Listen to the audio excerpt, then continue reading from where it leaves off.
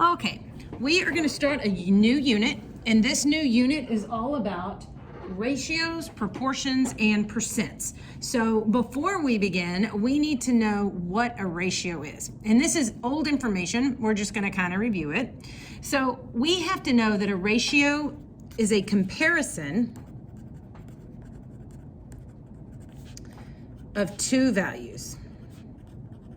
And we see, when we write ratios, we see it a few different ways. We look at ratios as A to B. We look at ratios as A and write the word 2, so this colon means 2, or we see it as a fraction, A to B. Either one is appropriate, but like fractions, ratios should always be written in simplest form. Just like when we solved equations and we had those fractions, you must always put them in simplest form.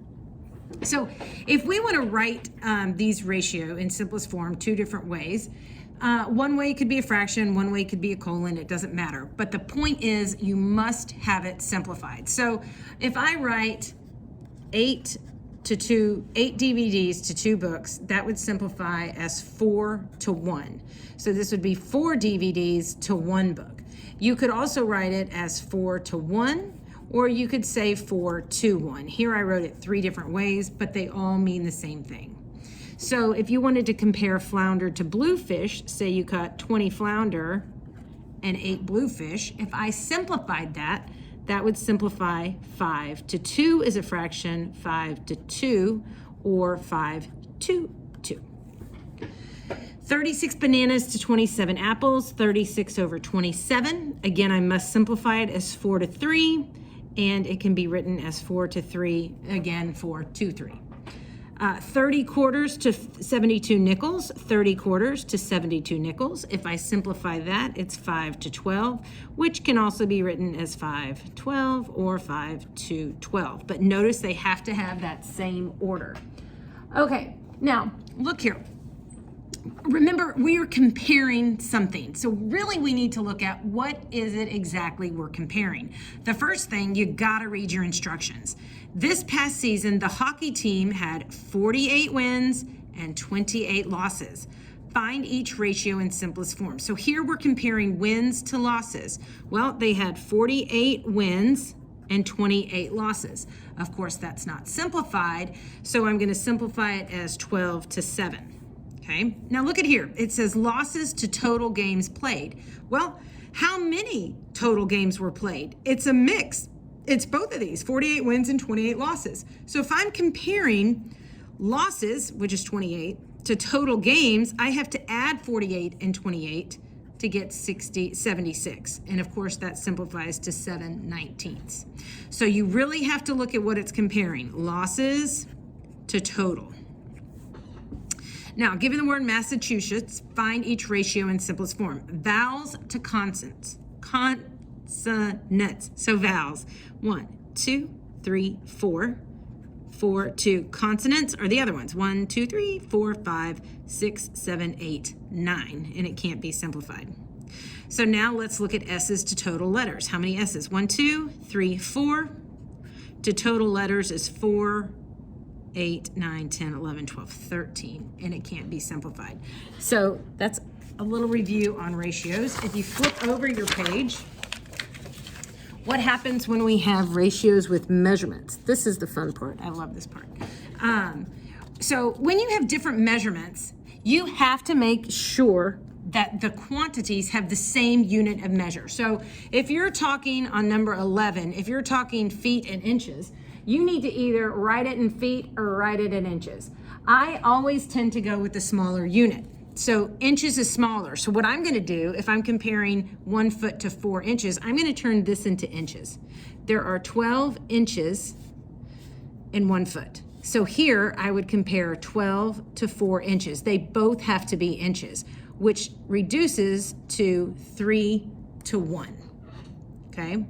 Now, feet to yards. So I know that there are 3 feet in a yard.